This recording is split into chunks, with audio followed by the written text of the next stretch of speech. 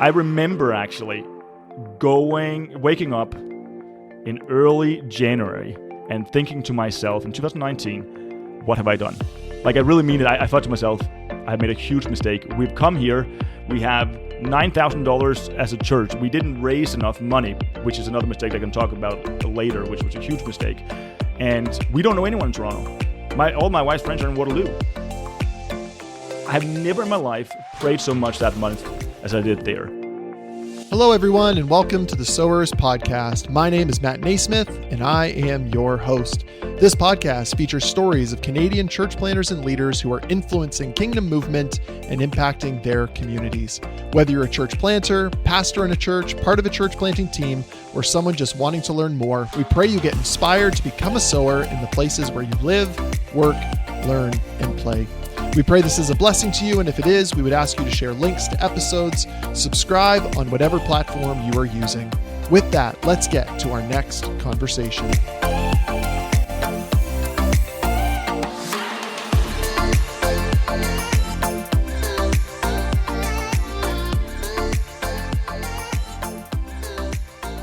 Welcome, friends, to the Sowers Podcast. A happy summer to you. This is our midsummer episode, and I'm really excited for you to hear it. And so whether you are on holiday, driving somewhere, maybe you are not on holiday, maybe you're commuting to work, riding your bike at the gym, whatever you're doing, and however you are listening to this episode, I'm really grateful that you chose to click play on this episode. I think you are going to appreciate what we discuss today and the conversation that I have. On that note, you are going to hear an episode today with Jesper Jeppesen from Haven Church in Toronto. I am so encouraged by Jesper. We had this conversation roughly a month ago, and I was just blown away by his story. Jesper is originally from Denmark. He planted a church there before coming to Toronto to plant a church. And the stories that he shares in the next 40 minutes, I think, are really going to encourage you, bless you, and equip you to become a sower in the places where you live, work, learn, and play. Well, hey, without further ado, here is my conversation with Jesper Jeppesen of Haven Church in Toronto. Welcome, Jesper, to the Sowers Podcast. Thanks for having me in your home today and allowing us to record a conversation to talk about church planting. Thank you so much, Matt. I'm so excited that you're here. I would love for you to begin by just sharing with us a little bit of your own story. How was the gospel sown to you? How did you come to know Jesus? Yeah, for sure, Matt. It's such an important question. Well, my mom is not from a Christian family, but she was invited to church when she was in her mid-teens.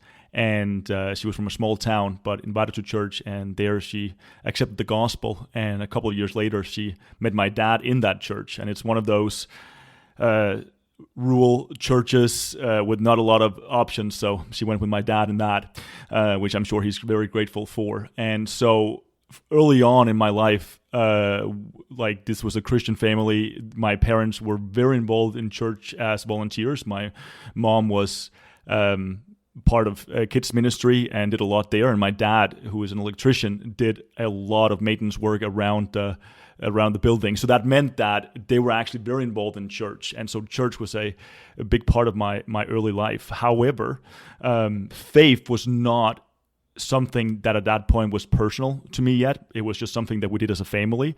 Like, I believed in God, but it was like there was something that we did on Sundays or when we were in kids camps, and then it was this life where I was trying to figure out myself as a kid and as a teenager. Now, everything changed when I was 17 years old. In Denmark, as you probably have picked up, I have a very exotic accent. So that's I'm not Canadian. I was born and raised in Denmark, and it's very common, or a lot of teenagers, when they're either in 9th, 10th, 11th grade, they go to boarding school for a year, simply just to try something else. Mm-hmm. And I went to a Christian boarding school that my parents knew about and that I've heard some other people talk about. And so I went there for a year in 11th grade when I was 17 years old. And when I was there the first week or so, the teachers actually encouraged us to read through the Bible. And I thought, okay, well, I might give this a shot. Before that, I'd never really engaged really with the Bible myself, other than being on a Sunday service or in kids' church and hearing someone talking about it. And a couple of months in, I found myself in Romans. And I was so captivated by what I was reading in Romans. And I remember at around 11 p.m., everyone had kind of gone to bed. I sat in another room. And as I was reading Romans chapter 7, 8, 9, I just felt the love of God so powerfully on my life. In that moment, the gospel just came in and captivated me completely. And I'm not even exaggerating. I actually have tears in my old Bible that can still kind of be seen because the pages are a little bit wrinkled. And that moment, it was like I found a treasure, and everything kind of changed over those couple of days. And yeah, I was just a new person there. Then it kind of became something that was mine and not just my parents. And a couple of months later, I got baptized. Mm-hmm. And so again, talk a little bit more about that boarding school environment. Obviously, there was somebody that saw the value in helping students engage with the scriptures on their own. And so just following that few days of being blown away by the love of God as you're reading Romans 7, 8, and 9, what was the response of those that were counseling and coming alongside you? Yeah, it's interesting because I actually didn't talk with a lot of teachers about it. I kind of just had this kind of inner thing going on with me and Jesus at that time. But I remember the teachers, because that was also a little bit that went hand in hand with kind of the next step in my calling, which was that I remember a teacher that was teaching at that point about eternity and the meaning of the cross. And I just remember looking at that and thinking to myself that there is no other choice for me. I got to live my entire life for Jesus with that perspective. So yeah, I think honestly it was something I kept very much more to myself than it was something I shared with a lot of people at that point. And so then did ministry calling follow shortly after that, by that, like pursuing the pastoral vocation? It did. Like, something that really interestingly happened there was also in the boarding school, like a couple of months later, one of the things that they did was that each class would sometimes be invited out to serve at a church or a conference, simply just for us to learn servanthood. And our class was invited out to serve in the middle of nowhere, this conference that some of the diaspora churches in Denmark has decided to put on. And they had invited an Indian pastor who had quite the resume, I gotta say. He had a track record of raising people from the dead and so forth. He had like healing ministry, and he was a very prophetic guy. And when we went to this conference in the middle of no place, we were so surprised to see that there are that many diaspora Christians in Denmark, I remember. But on the Sunday, after this conference was kind of coming to an end, he wanted to pray for us. And he came over to me and prayed for me at one point, and he said very clearly, I have a prophetic word for you. You have a duty to plant a lot of churches for God. And when he spoke that just hit me. Even though I had no idea what church planting meant. You're a teenager, I kind of just assumed that churches were just popping up everywhere, or they were just there. I never thought about someone planting and going into that. But that there birthed something in me that just kind of captivated my heart, that I just pondered over for a long time. And then in a response to both the things that was sowed at that boarding school in me, but also that prophetic word kind of melting together, a couple of years later went into seminary. And so what happened that first year in seminary, that kind of calling came together. And I remember that the calling that I believe that God has put on my heart was to one day go to a big metropolis city, plant a church, reach the people in that city, and then train up leaders and send them out with the gospel to plant more churches. That was really what was kind of birthed in my heart through those things, yeah. Wow. And so tell us a little bit about Denmark and the church in Denmark. Probably the average listener of this podcast has no conception. I'll be honest myself. I know very little about the church in Denmark. So when you're thinking now about church planting, your first imagination as these things are just popping up, Was there, maybe it was through seminary, you started learning about church planting efforts and just broadly about the church in Denmark? Yeah. So, well, the best way to describe this is, so right after seminary, I was actually a young adult pastor for 4 years. So I got like some experience for 4 years being a young adult pastor. And then I planted the first church that we then had in Denmark. I knew at the time that was going to be temporary.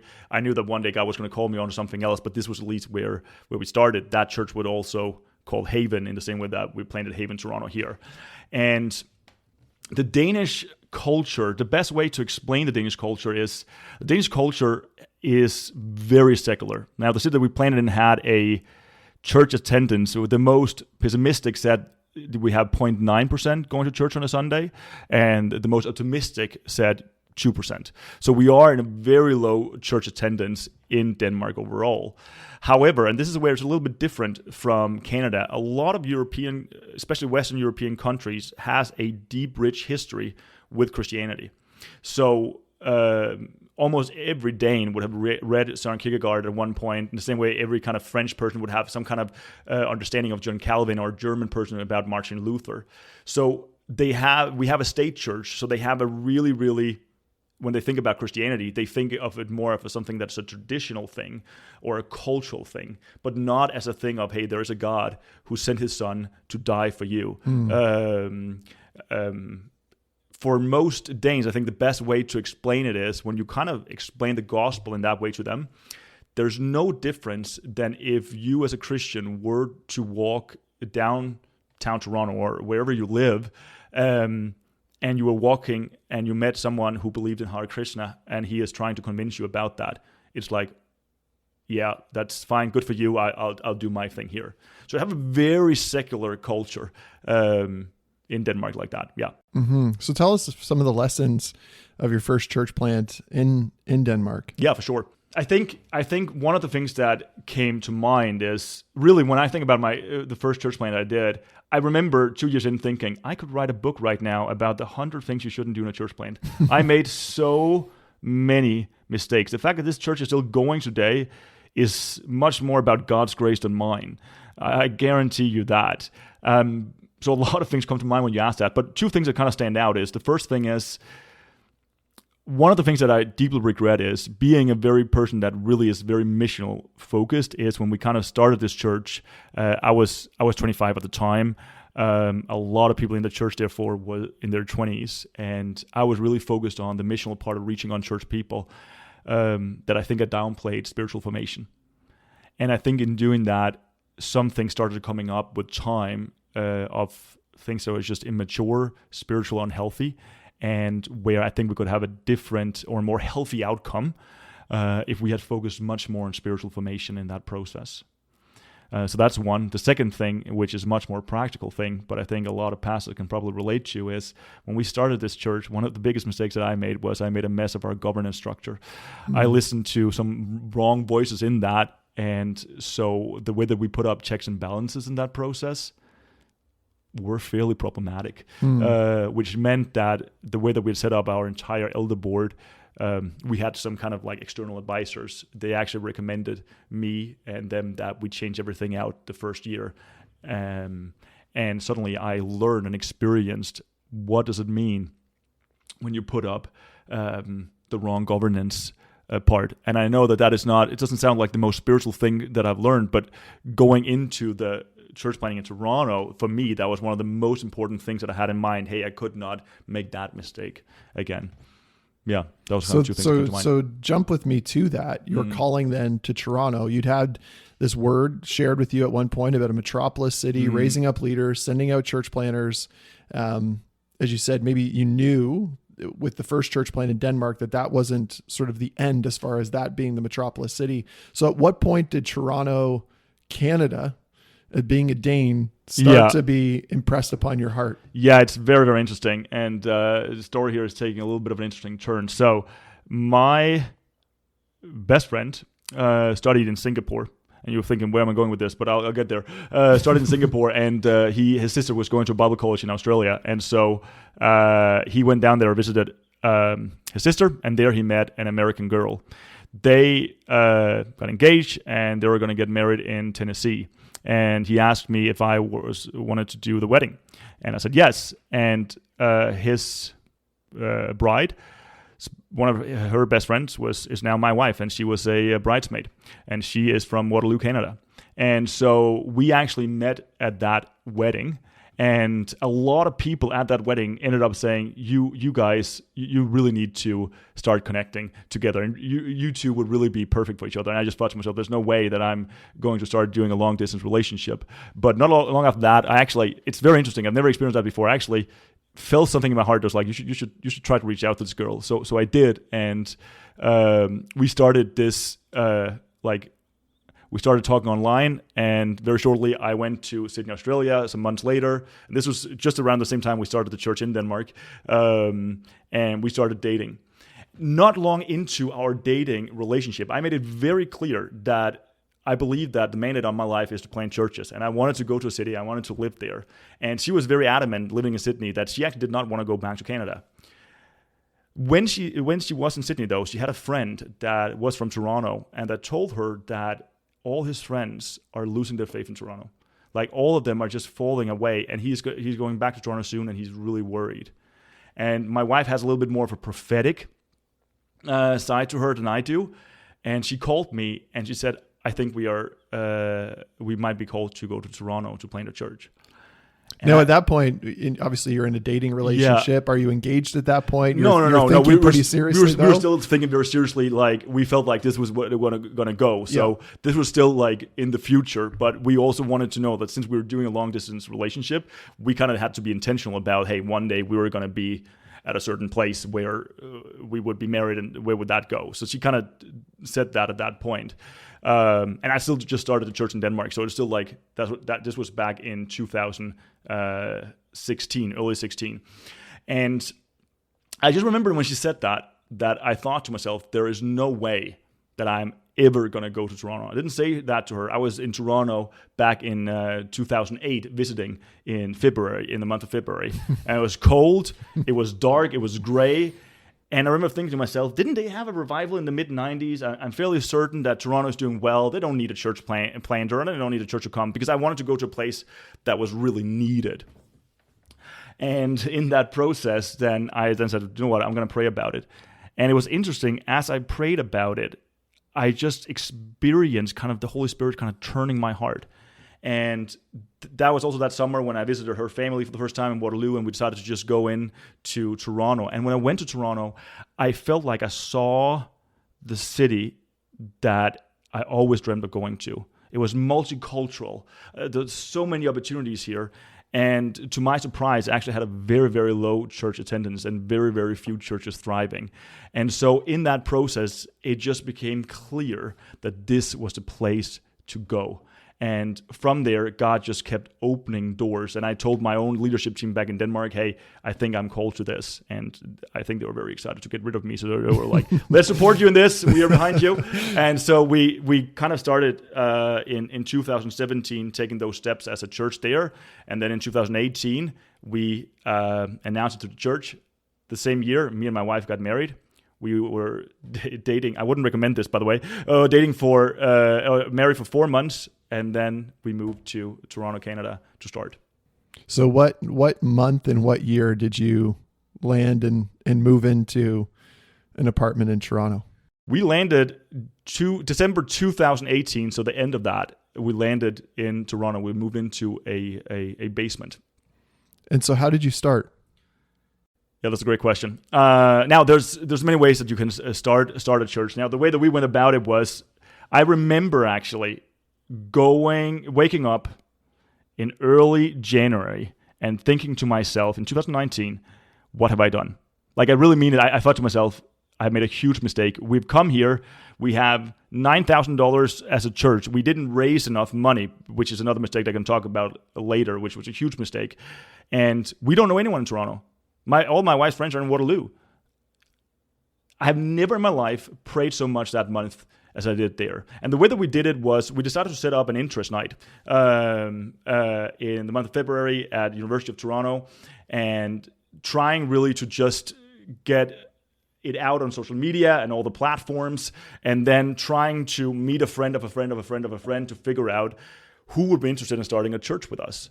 And then in February, we had our interest night. And that evening when our interest night was about to start, a huge snowstorm hit Canada and we had to cancel. And I thought to myself, why? That was not how I wanted to start. And so luckily 1 week later, people kind of showed up anyway. And we were around 20 people at that interest night. And 9 people decided to say, hey, we want to be part of this church and start launching this church with you guys. So we spent 9 months from January to September of having dinner parties, DNA nights to talk about what kind of church do we want to build here? What church did we want to start here? And with the difference that I've learned in Denmark, which was very important to me because I went way too fast on multiple things in Denmark. And one of the lessons that I learned was sometimes the fastest way to get somewhere is to go slow. So we took our time to build the team and then really build the foundation, really build in the vision and mission. And then we launched in September 2019 at Masolini Hall here in Toronto. And miraculously, 150 people showed up, which was absolutely amazing to have such a great launch day. And through that, a number of people started to say, hey, we wanted to be part of this church and start this church and plant this church in Toronto.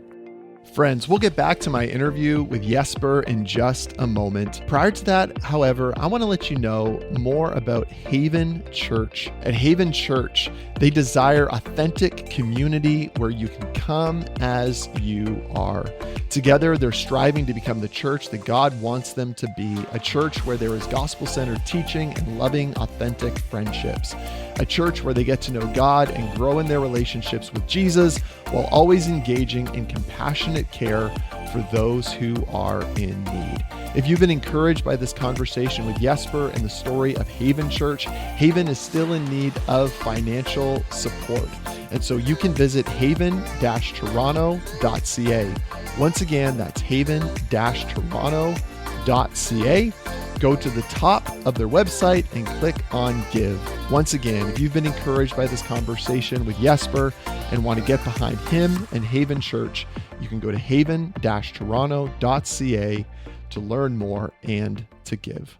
Now, when you think about that interest night, 20 people, I think probably some people are wondering, where in the world did those 20 people come from? Like, were they Christians who weren't connected to a church? Were they someone was looking for a friend? Were they connected to other churches and they were sensing, hey, maybe I'm called to be part of something new? Maybe a collection of all of those types of folks. Yeah, the vast majority that we saw was two kind of people. It was either people who had moved to Toronto in the last 3-4 months that were still looking for a church and then thought to themselves, hey, this might actually be interested in being part of. And then the second thing was other people maybe from other churches that might not have been so connected to those churches and been like, hey, here's a chance to start something new. Mm-hmm. Well, what is that? Has that been a lesson of learning about church planting teams? Yeah. Like they're a certain type of person, would you suggest and think that now?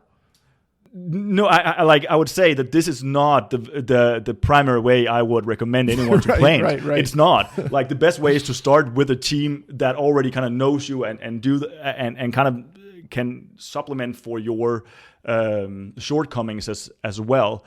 Where this was, by the grace of God, it succeeded, but it's definitely not the way to go about it. The better way is to do a team model and then plant there. And that's also kind of been one of the mistakes that we've done is I think that you need to plant in general with a bigger team when you do it. I think that will have a long-term effect because there are some things that you will simply just have to build up from the start that takes time when you just start by yourself.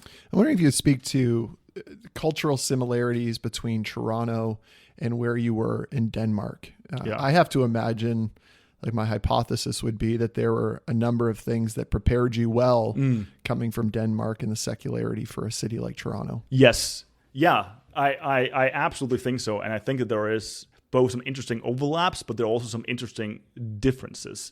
Now, one of the things that also I remember when I came here right away, which I told you before we started recording here, was that we had a lot of the people that I talked to in the start when I came here actually said to me when I came, hey, thank God you are not American, because we've had a lot of Americans coming up think it's the same as the US and thinking that they're just going to do the same amazing thing they did in the US, but underestimate how hard and secular the culture of Toronto is. And so many of them come up after 5, 6, 7 years, they still are seeing 50 at the church services, and they're thinking to themselves, what am I doing wrong, or what should I do differently? And they're not doing anything wrong. It is just a much harder and different context. Now, when we look at the similarities between those two cultures first, we are still dealing with two cultures that are very, very secular, and where Christianity is not on the top of the mind of most people. It's really something that's further away. It's two cultures that are both very focused on individualism, autonomy, and hedonism, really. Like that hedonism is really the highest ideal. And then at the define hedonism for our listeners. It's a culture where we are all about gaining maximum pleasure in anything we do. So we define what is good and bad through that. Hey, if it's good for you and it's good for me, then it must be good in general. If I feel good about breaking up my marriage, well, as long as it feels good for me, then it must be good. And there's a kind of similarity in thinking, how we go about it. And in general, I think our Western world has more of a monoculture as well. We kind of end up seeing the same thing and watching the same thing. And so you have a lot of similarities in that way with the Danish culture. Now, where it starts getting different, which I think is very interesting, the first thing is that Denmark is a very homogenous culture. My wife, the first time she came, she said, you all dress the same, you all look the same, you all think the same. And it's true, 95% of all Danes eat the same thing at Christmas. Mm-hmm. Toronto is the opposite. It's a melting pot of different cultures coming into the city. The vast majority doesn't even speak English as their first language. So doing ministry in Toronto, you actually have to be much more sensitive to the different cultures. You can't just speak in a certain streamline. You have to think that there are some people who have a more tribal background. There are some people who have a more Western background. Some have a more Eastern background where individualism is not the highest ideal, but probably family as well. Then a second thing that's also a bit different, which I always found very interesting in coming to Canada, is that Denmark, I said that a little before, has this very rich, like old history. Canada is much younger. It's a 150-year-old country where I think a lot of Canadians, especially in Toronto, are still trying to find their identity. There is a lot bigger of a focus of identity in Toronto than there would be in a Western culture, which I actually think is an opportunity for the church. I think it's a huge opportunity for the church to actually talk about identity in that matter. So those are kind of two things that I'm really seeing as a big difference between those two cultures overall. Also, Danes are much more relativistic in their approach to faith. They're more like, good for you, I'll do this, you do that. Torontonians are much more hostile. We felt a lot more hostility towards the Christian message. When you say you are a Christian, you will sometimes get some backlash because they have an idea of what Christianity is. They don't do that in the same way in Denmark or in Western Europe because they don't have the same framework as they might have in Toronto. So talk to us a little bit about that hostility. Yeah. What are the questions that you get when someone says, or when someone finds out you're a pastor or you have your sandwich board sign outside of the place you're meeting in? Yeah. Well, remember one time we called the school and we wanted to rent the school, and she asked who I was, and I said I was a pastor and we're a church. And her answer was, I kid you not, you. That was in Toronto. And in generally, when the people in our church are doing life or doing work in the city, the main question that they get asked is, so what do you guys think about LGBT people?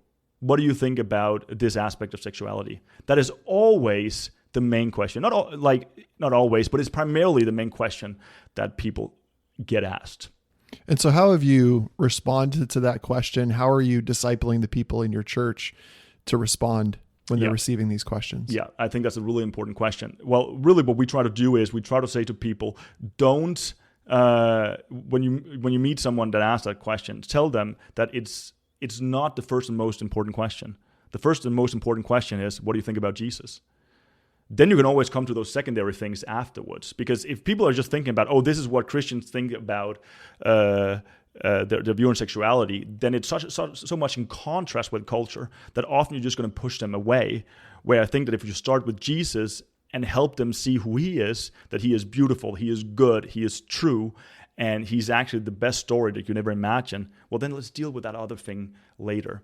And so the way that we have discipled our own people is also really to understand a lot of the difference between one's sexual identity and then the practice of sexuality, and understanding really we had David Bennett speak. I don't know if you know who that is, but he is a same-sex attracted pastor and professor who's living in celibacy. We had him in speak 1 year to simply teach us how are we actually going to engage with the LGBT people, which is an important question in Toronto, where 20% of the city identifies with that group.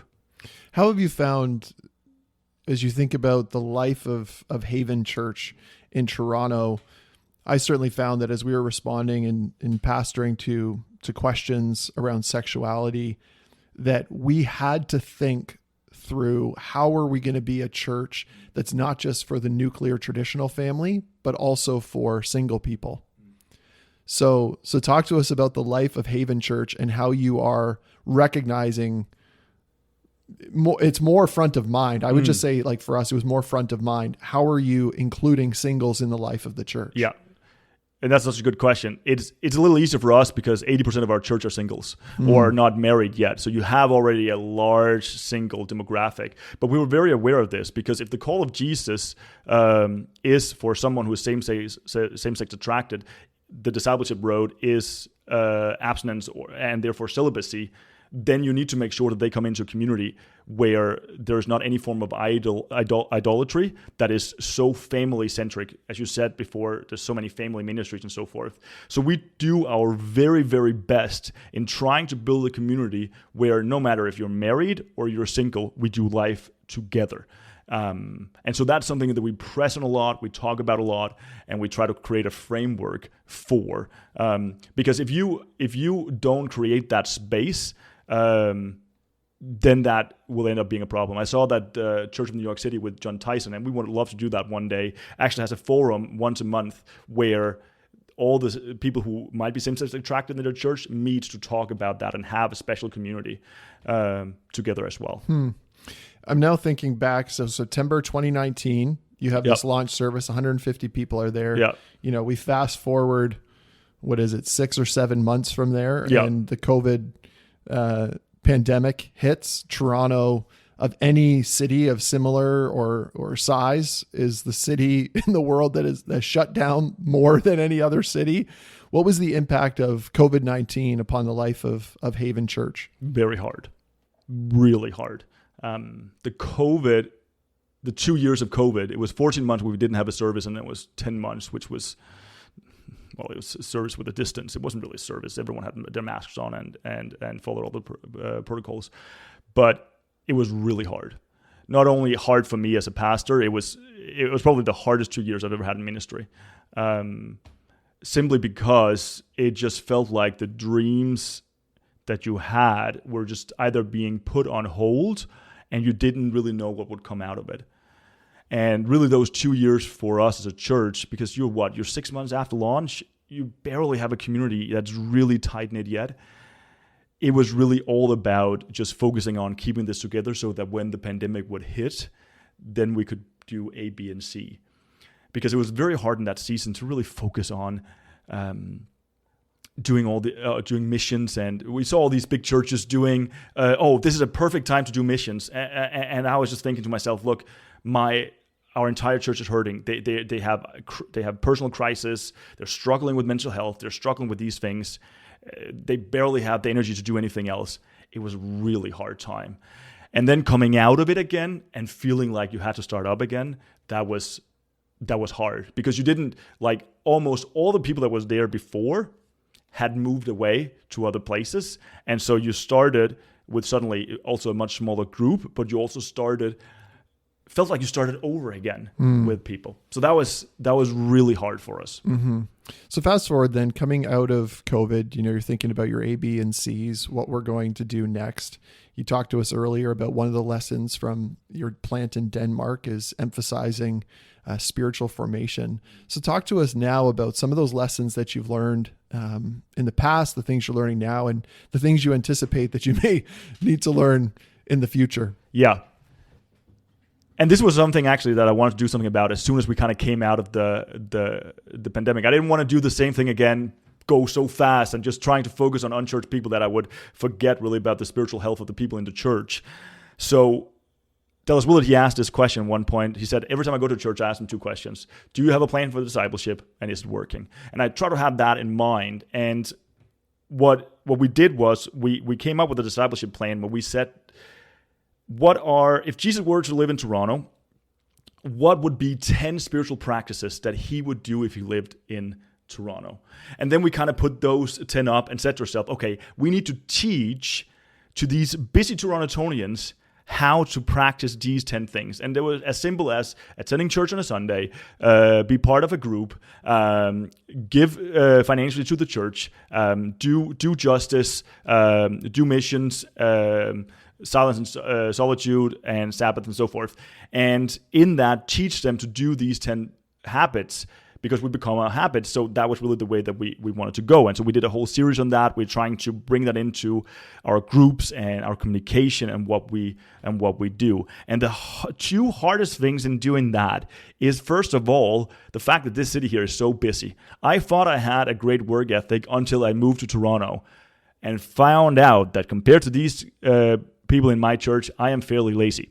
They work so hard. Most of our groups cannot start before 7:30 or 8 p.m. because they're coming off of work during the week. So you have people in such a short span of time that you need to be so intentional in your discipleship, because they're just being unintentionally formed by whatever is in the city. So we've just learned that if we can teach them to have these habits and spiritual practices in their lives and get them in, we've taken a big step. But it's much more idealistic than when it really comes down to it, them really doing it. Like sometimes we just been like hoping that they would be do justice, do mission, and then we kind of done a survey and they barely do their devotion. So it's also just kind of keep going back to that as well. Mm-hmm. Are you finding that people are in Toronto for a period of time and then transition out? Like, how much have you had to just recognize part of the reality of ministry in the city of Toronto is sending people out pretty regularly? Yeah. It's probably one of the hardest things, if not the hardest thing about planning in Toronto. Every time and it's both on a relational basis. It's you as a family, you connect with a person, you build up a relationship with them, you feel like things are going well, and then people just move out of the city. My wife, at one point, after a couple of people left, I think 1 or 2 years ago, she was like, I'm not even sure if I want to build friendships with anyone anymore, because they're just going to move away. You kind of end up having like a transientness PTSD of people moving away. How long can we hold them here? And of course, it would be easy to say, do you know what, let's see the opportunity of sending people out. And there is an opportunity in that, but often the transientness actually makes things really, really hard in Toronto. Mm-hmm. And that's also why we really encourage people to do two things. People who are not living in the city, we encourage more Christians to move into the city, to actually do life in the city. Yes, I know things are more expensive, things are harder, but if Christians are not moving to the city and staying in the city, the Canadian church are going to find themselves looking into the city from the suburb or the rural areas. And the fact is just, as Toronto goes, as the city goes, so goes the rest of Canada. So it's so important that we see people moving into the city. The second thing is we also encourage people to stay maybe that extra year or those extra 2 years to really build from the city. Because we went into the city with the belief that if we were to reach Canada in the first place, it has to happen in the city, from the city, and out, not from outside in. Yeah. Trying to think back to a bunch of the training I did with City to City and Redeemer, and the emphasis that the late Tim Keller emphasized the need to minister and to reach the cities. I'm also thinking of John Tyson, who was mentored by Tim Keller, and he said it was probably an average of about 4 years that someone lived in the city. And so he really had to think through his discipleship pathways to match a 4-year. If I have 4 years with these folks, assuming they go to another church in the suburb they probably moved to, they'll continue with the church. But what is the 4-year emphasis that I want to provide? As you're ministering in Toronto and with Haven, are you finding that those 10 disciplines become the primary things that you are longing to see and discipling into the people that are part of the church? Yeah, I think there's two things in that. I think there is the generic thing of the people that we have that come into our church. When we send them out at one point again, or when they leave, we both want them to have grown spiritually. So when they come to another church, they can actually just jump in there and be a blessing there. We are actually right now talking about the overall opportunity that we also actually have, especially with our mission being church planting. Is there a way that if we have some people for 3 or 4 years, which is probably a really good time frame to have in mind, how can we actually, in those 3-4 years, be very intentional in discipling them and then sending them out? Is there a possibility of either sending them? There's two kind of ways of sending them. One is to the other local churches to be a blessing there, making sure that as soon as they land in that city, hey, we call them and be like, are you involved here? Are you in this church here? Are you serving here? To make sure that we actually continue with that, because then over time, we're going to have a lot of people that we send out. The second thing that we're trying to work on right now is if we have some people that comes into Toronto and they move to other places in Ontario, or even a lot of times in Toronto, we have people who have been here, they moved to Japan, or they moved to England, or they moved to South Africa. Is there actually a way that we can have them in here, train them up to do church planting, send them out again, and then actually start new churches there? And so that's actually one of the things that we're working on right now. I got to say, we're still in the very early stages, so I haven't thought it all the way through yet. But we're trying to see, okay, instead of seeing this as a threat and as something that's really frustrating, which it is, how can we actually turn it around to an opportunity? Mm-hmm. I think the thing that I relate to there is part of my work is focusing on engaging campus ministry, engaging campuses, making disciples, and then planting new things. And the thing that's exciting there is it follows a fairly similar timeline, 3 to 4 years. Yep. So how do you make a disciple in that time and then invite them in collaboration with other churches? Like I'm sure there's other churches in the city of Toronto that deal with the very same thing. Yes. And their members are going, like, let's say a bunch of members suddenly moved to Muskoka, but you had gospel partnership in the city with those churches, and you said, well, we could plant a new thing in Muskoka that has a bit of the feel of the type of church that each of us are here in the city, and we could start new things together.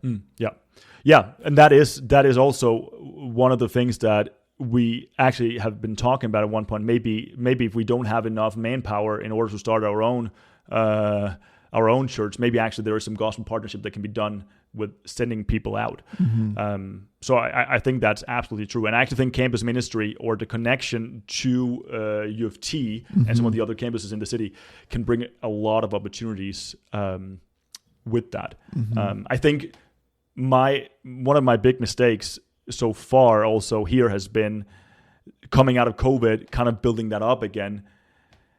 It's first now over the last year where I feel like, okay, now we can actually focus on what we came here to do. It's been very much like both kind of, there's been the kind of the COVID part, but then there's also been kind of the after effect of COVID, because suddenly you had a new team, but even 1 year later in, that team ended up moving, a lot of the people ended up moving away again. So it's first now where I feel like we've kind of had that stability to really build from there. Mm-hmm. Yeah. I wonder if you could, for our last few moments in this interview today, reflect on the Canadian church. Yeah. You're fortunate in that you were, I think you know what I mean by an outsider, but you were an outside person looking in, and now you are here building, being a participant in the life of the Canadian church. What are some of your reflections on the Canadian church, and what are you hopeful for in Canada as it relates to the Big C church? Yeah. Canada, first of all, I think Canada is, first of all, a huge country. Like the size of Canada is the same size of the continent of Europe. So I feel like always when I am here in Ontario and I hear about the culture in BC, I always experience these are like two different countries of how they kind of operate on things. I think some of the things that I'm seeing is that we do have in Canada some really good churches, but we don't have a lot of them. I think that we have some really, really great churches, but there's simply just not enough good churches that are enough around to reach this city. Country. I've been surprised how small the Canadian church actually is.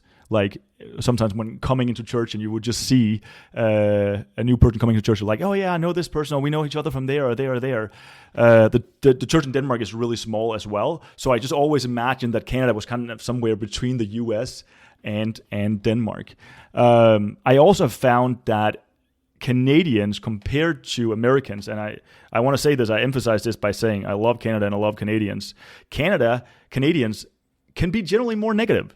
They have a very negative mindset about some things, where Americans are like, yes, we can do this, and yes, we can go about there. Canadians have more like a little bit more of a holding things back a little bit more, and can be more negative. The weather sucks, our government sucks, the TTC sucks, everything sucks, our road sucks, and they have kind of that mentality sometimes. So when we go about churches and what can be possible, I think a lot of Canadian churches often think in limits and in barriers rather than actually seeing the opportunities they have in front of them. That's at least some of the things that I've noticed. Yeah. So what is from that? What is, kind of from the ashes or from the cynicism? What are you hopeful for? Yeah, I think I at one point heard Mark Sayers, who is a Australian pastor and really like a cultural thinker, saying that Canada's opportunity is both where they're placed, but also the fact that they, now I call the negative, he is more kind in saying it's this humble mindset of, if Canada can take a little bit of American confidence in going forward, I think there's a lot more that can be done here. I think Canada has some huge opportunities with the immigration coming in, what they can send out. I think they have some huge opportunities in also being a little bit different than what some of the church landscapes we are seeing in the US. And I think God is inviting a lot of Canadian churches to also take some chances, to step out, to try to make a bigger difference, and not being so focused on the political climate and have like a fear mentality of, oh my gosh, what's going to happen here? Oh my gosh, I have to move away. What about that? And actually saying, no. We have a huge opportunity in Canada that we should take advantage of as churches. Jesper, thanks for taking the time and for encouraging us in this way. I'm sure you've inspired a lot of people. Well, thank you. I love being here. Well, friends, I'm sure you would agree that there is so much from this conversation with Jesper that could be applied as this episode's action step. The thing that I want to focus on, however, is Jesper's faith. Now, this is not something that Jesper specifically focused on. It was more so the example that he set in moving from Denmark, moving with his wife to Toronto to plant a church, knowing nobody. Jesper had the faith to take what the Lord had placed in his heart as far as a vision for the future of ministry and to step out in faith. Faith is the assurance of things hoped for, the conviction of things not yet seen, as we read in the scriptures. And so Jesper has chosen to live by faith and not by sight. And his decision to plant this church is one of those things. And so where are you in your life right now as it relates to faith? What are decisions that you are making influenced and impacted by your level of faith? For me, walking away from lunch with Jesper after we had our interview, I was challenged to take steps of faith, to take greater risk, and to recognize the gifts that the Lord has given me, how he has gifted me, and to truly step out in faith and take great risk for the kingdom of God. I hope you are encouraged by the same and will begin taking some risk by faith in your life, knowing that Christ is with you and his kingdom is forever. Thanks again, everyone, for joining us for this episode. There will be another episode released this summer, but for now, I just want to encourage you to rest in the gift and the grace of God. And I pray that this summer is an opportunity for you to connect with others in the places where you live, work, learn, and play, and to continue practicing being a sower. You are loved.